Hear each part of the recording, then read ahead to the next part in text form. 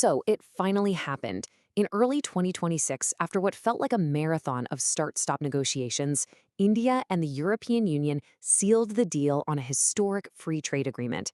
But, this isn't just another trade pact. Not by a long shot. This is a monumental deal that's set to reshape global commerce. So we're going to unpack what's inside, how it all came to be, and what it really means for the world. And hey, don't just take my word for it. Leaders on both sides, including India's prime minister, have labeled it the mother of all deals. A phrase like that, it tells you right away we're not just talking about tariffs. We're talking about a pact with massive geopolitical and economic implications. So just how big are we talking here? Well, let's start with the people. This agreement brings together two of the world's largest democracies, creating a single market of nearly 2 billion consumers.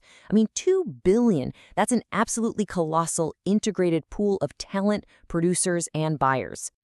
And the economic power? Just as staggering. Together, India and the 27-nation EU account for a full quarter of the entire global GDP.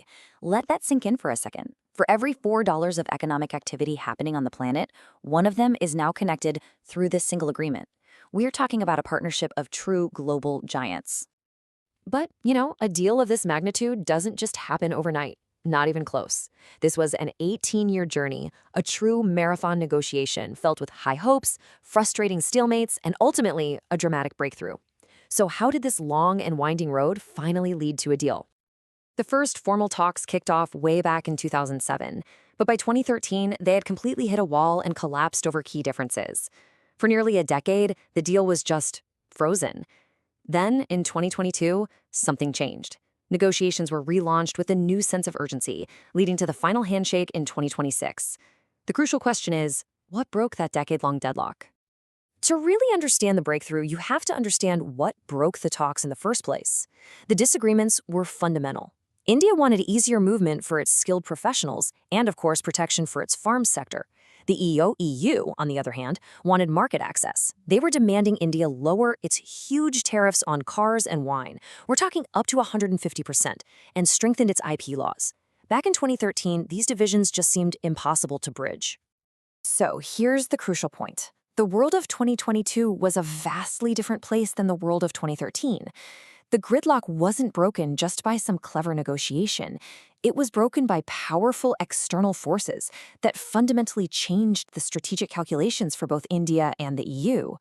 So, what finally brought these two giants back to the table after nearly a decade of silence?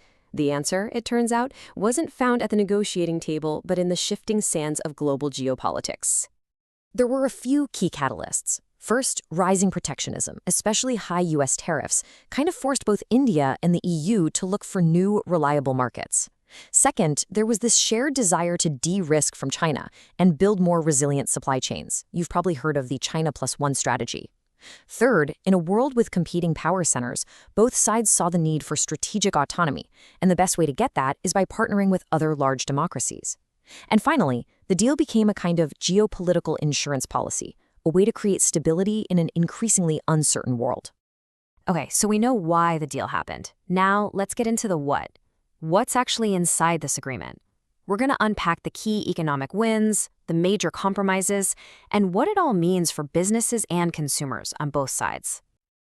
For India, this is a massive win for its labor-intensive export sectors.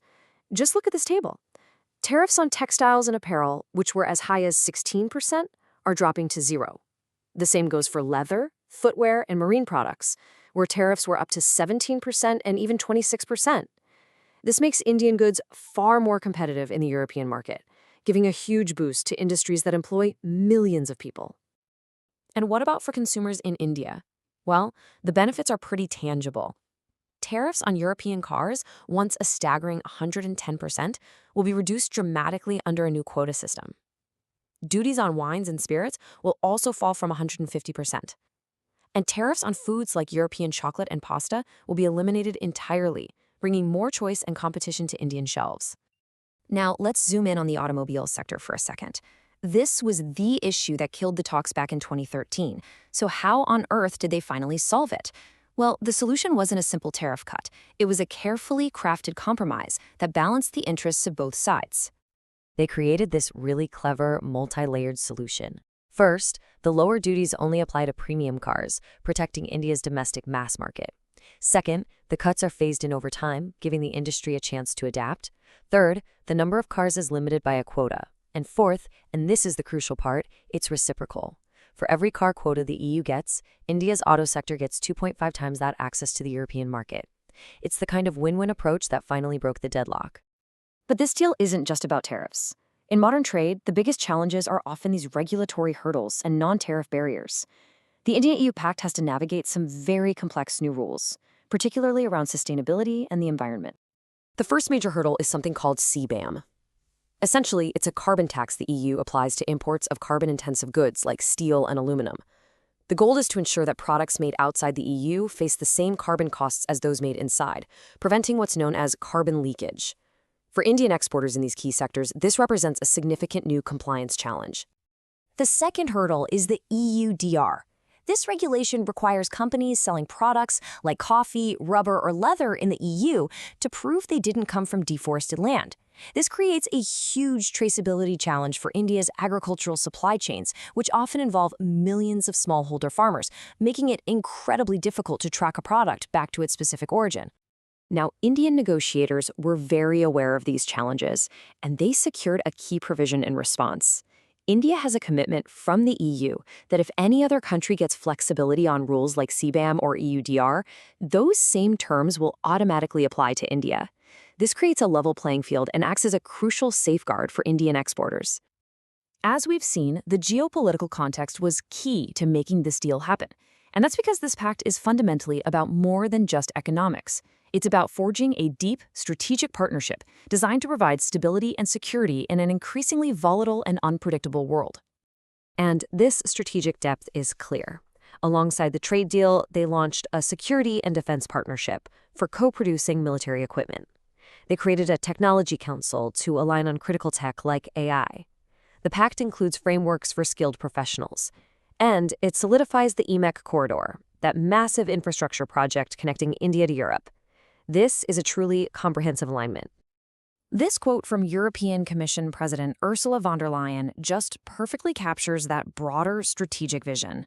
She frames the partnership not just in terms of prosperity, but as a mechanism for delivering security. In her words, it's a shield for its people in an increasingly insecure world, reinforcing that this is as much a geopolitical pact as it is a commercial one. And that leaves us with a final, crucial question.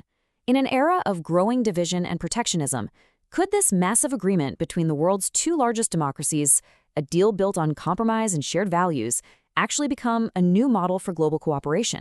The answer could shape the future of the rules-based global order.